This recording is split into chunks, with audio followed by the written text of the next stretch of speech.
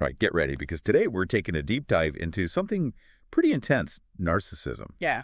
But we're not talking about the stereotypical in-your-face kind of narcissist today. All right. We're going a little deeper and exploring the world of the covert narcissist. Yeah, it's interesting because so often we think of narcissists as like needing to be the center of attention. Oh, absolutely. But covert narcissism, it's a little more sneaky. Yes. It's a little more insidious. It's like, imagine someone who's constantly putting themselves down, right? They're humble bragging. They always find a way to steer the conversation back to themselves. Oh, interesting. All these very subtle manipulations. That's kind of covert narcissism in action. It's like they're hiding in plain sight. And that's exactly what we're going to unpack today with our expert, who brings not just their professional expertise to the table, Right.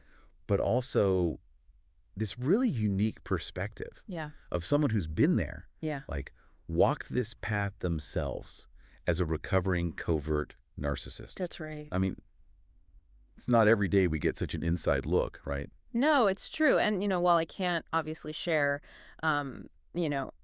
identifying details about, patients or anything like that. Of course. Using my own experiences alongside the clinical work that I've done, it gives us a really powerful lens to understand this often very misunderstood personality disorder. Absolutely. Yeah. One of the things that really jumped out, at least for me when we were prepping for this, and I got to admit it kind of blew my mind a little bit, was how you compared needing narcissistic supply, that constant craving for validation, right, to an actual addiction. Yeah. It's more than just an analogy. Really? It really is, because the same neural pathways are involved. Wow. So think about it. You have intense cravings. People will go to incredible lengths to get that hit. Yeah. And in this case, that hit is, admiration. It's a feeling of control. It's a sense of superiority. Okay. And just like with any addiction, when that supply dries up, you go through withdrawal, and it can be brutal. It makes you think, like, even those times that, you're craving us, like on social media, or you're kind of, fishing for a compliment. Sure. Are those just like these little tastes of the same kind of need for validation? Yeah, absolutely. And it makes you wonder, like, where's the line, really? Yeah. But going back to what you were saying, those intense crashes, like, what happens when a covert narcissist doesn't get their fix? What does that look like? Well, it can manifest in a wave of anxiety, anger, even depression. Wow. There's this desperate need to regain control or feel superior to kind of soothe this inner turmoil that's going on. And here's where it gets really tricky, because their behavior might seem like, oh, they're just being sensitive, or, oh, they're just having a bad day. Right. But in reality, it's this much deeper need that's actually driving their actions. So insidious, because the people around them are left wondering, like, what just happened? Where did that come from? They're walking on eggshells, and they don't even realize necessarily what they're feeding into. Yes, exactly. So for someone listening right now, and they're thinking, wait a minute, this sounds a little too familiar. Right. What are some of those telltale signs? What should we be watching out for? Right. It really is a lot to wrap your head around, isn't it? It is. But before we get too lost in all of that, I am really curious about your story. Sure. You mentioned this turning point, this moment where it all kind of like came to a head. Yeah. What was that like for you? It wasn't like this this huge, earthquake kind of moment, right? It was very gradual. It was like almost like cracks appearing, Okay. And this very carefully constructed facade that I had built. Right. And each crack kind of revealed a little bit more of the pain and the emptiness that was underneath. So, I went through, relationships that failed, career setbacks, all these things kind of chipped away at my sense of self. Yeah. And it forced me to finally kind of confront the truth that I'd been avoiding. That takes an incredible amount of strength, I guess. to look at those reflections. Yeah. I mean, it'd be so much easier to just deflect. Oh, absolutely. Or to blame other people, or to just stay stuck in that cycle of denial. It would have been a lot easier. Yeah. But ultimately, it was about, choosing a different kind of easy. Yeah. The ease that comes with authenticity, with with letting go of that need for control. Right. And for me, honestly, therapy was like the bridge Yeah. that helped me, that helped me cross that chasm. A safe space to sort of like dismantle all those defenses. Right. It reminds me of that Jung quote. Until you make the unconscious conscious, it will direct your life and you will call it fate. Which brings us to, I think, this really fascinating part of your journey and really the heart of our deep dive today, which is that you found a roadmap for recovery in a place I don't think a lot of people would think to look, the 12 steps. Right. Typically, we associate that with, addiction recovery. So how did that connection come about? It does seem a little counterintuitive, at first. Yeah. But the more I looked into it, the more I realized how much the principles of the 12 steps really applied to narcissism. Okay. Because at its core, narcissism is a way of coping with this deep-seated insecurity and shame. Right. And the 12 steps, they emphasize, self-awareness, accountability, making amends, and all of these things offer a really powerful framework, I think, for dismantling those defenses. Right. And building these healthier ways of relating to yourself and relating to others. So we're not talking about some kind of quick fix here. No, not at all. And just slapping a label on it. It's Yeah. about using these steps as tools, really. Right, exactly. For genuine transformation. It's a process, yeah. Yeah. Each step is almost like a chisel, Okay. It's chipping away slowly at the defenses that the ego puts up. And that can be a really terrifying process for someone who has built their entire identity around being in control, being above that kind of thing. Which makes that first step admitting powerlessness. Yeah. That's a big one. Yeah. Huge to get over. It is. But it's not about admitting defeat, right? No, not at all. It's deeper than that. It's more about recognizing that you're not in control of everything. Okay. Yeah. Like this need for validation, this need to be in control has really been calling the shots. It's been dictating your choices, shaping your relationships. Right. So it's almost like surrendering to something that's bigger than yourself, whether that's, a higher power, a set of principles, or just the wisdom of acknowledging that some things you can control and some things you can't. Surrender, though. That's kind of a loaded word, I think. Yeah. Especially for somebody who's kind of wired for control. It is, Yeah. but it's also incredibly liberating because once you let go and you say, you know what, I don't have all the answers, it can be incredibly freeing.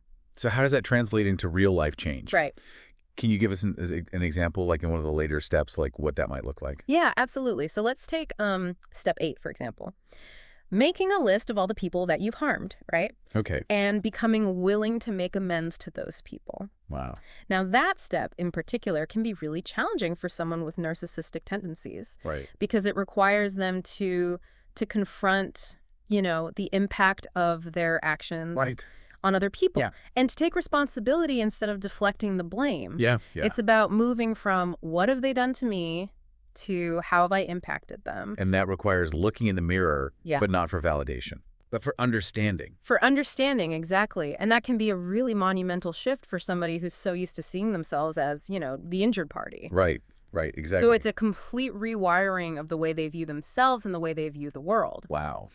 I've seen this step, this one in particular, be a huge turning point for people. Really? Because it's in those moments where they're really owning their mistakes and expressing genuine remorse that they begin to experience a different kind of connection with people. Okay. One that's not based on manipulation or control, but it's based on authenticity and empathy. Yeah. And that's where the real healing begins. It's like they're finally allowing themselves to be seen. Exactly. Ahs and all. Right. But what's so fascinating to me is that the very thing that they've been seeking, right? Right. This validation, this sense of belonging, it can't be found through manipulation. You got it. It can't be found through control. It can't. You're absolutely right. It can only come from a place of vulnerability. Yeah. And Connection. absolutely. And that's the paradox, I think, of narcissism. Yeah. You find yourself by losing yourself Wow. in the service of something greater than yourself. That is a deep dive worthy Yeah. insight right there. Yeah. But, I think it is important for those listening to acknowledge that this isn't just about people with, diagnosed narcissistic personality disorder. Right. We all have those moments, right? We Where do. we crave that I validation. do. Our ego wants to take over. Mm. So I want to pause here for a second and just ask, what's resonating with you right now? Have you ever felt yourself kind of pulled in by those tendencies? How have you dealt with that? Right. How have you dealt with that need for validation, for control? Just hold on to those thoughts as we move into the final part of our deep dive. It's amazing, isn't it? Yeah. See how these 12 steps, which, like we were saying, you don't automatically think of them in this context, Right. but they can be so powerful. And you've seen that firsthand, not just in your own journey, but also in your clinical work. Absolutely. And you mentioned earlier, like having some clinical examples that you could share that really kind of bring this to life. Yeah, I do. Is there one in particular that really highlights this whole transformation? Yeah, there's one case in particular that I always think of when I think about this. Okay. And to maintain confidentiality, obviously. We'll call him David. Okay. But David was, he was really kind of the epitome, I guess, of a covert narcissist. Yeah. Very charming, very accomplished. Right. But underneath it all, he had this really deep well of insecurity. Okay. And by the time he had reached out for help, his marriage was really on the rocks. His relationships with his kids were strained. Wow. He was facing all of the consequences that he had spent his whole life trying to avoid. So it was those relationships that was kind of his wake-up call. Yeah, I mean, that was definitely a big part of it. But you know what I think really pushed him kind of over the edge was that realization that he was about to lose the people whose admiration he craved the most. It's like that saying, right? Right. We teach people how to treat us. Exactly, yeah. He'd essentially taught the people closest to him to keep their distance. Right. Exactly. So how did he even begin to approach that? Well, that first step, like we were talking about, admitting powerlessness, so that was huge. Yeah. I mean, for him, it really did feel like admitting defeat, which was just like completely antithetical to his whole way of being. Right. Yeah. But we worked through it, and he started to see that, you know what, his need to be right, his need to always be seen as this perfect person, it was actually driving a wedge between him and everyone else. So it wasn't about giving up control, but shifting the control, I guess. in a way. Yeah. From that need to be right to this deeper desire for connection. Exactly. And, that's where the steps around making amends were so powerful for him. Okay. Because he had to have these really difficult conversations. Oh, I bet. With his wife, with his kids, owning up to his mistakes, acknowledging the pain that he had caused. Yeah. For someone who is so used to deflecting blame, Right. to seeing himself as the victim, Right. this was monumental. I could only imagine the courage that must have taken Oh, it was incredible. to be that vulnerable, It was.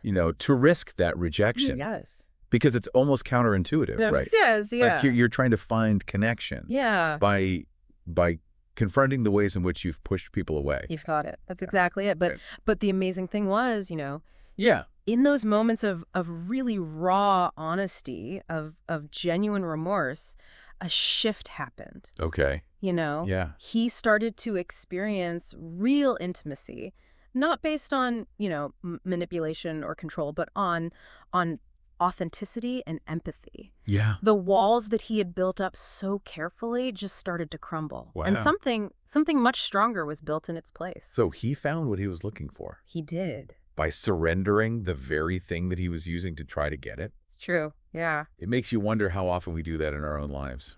We do. We all do. Just sabotage our own happiness by holding on too tightly. Absolutely. So what you're saying is there's hope, even Oh. for narcissists. There is. There absolutely is. It's a process, Okay. but there is. That is incredibly hopeful. And that's what I'm going to take away from this. Good. For anybody listening, if even these deeply ingrained patterns can be addressed, imagine the potential that exists within all of us Right. for change and for growth. So thank you so much for joining us and for this incredible deep dive into this part of the human experience. Thank you for having me. And to everybody listening, thanks for coming on this journey with us. This is something that we could probably talk about for hours and hours. Oh. But until next time, just keep asking those tough questions and diving deep into, these complexities of what it means to be human. I love it. We'll see you next time.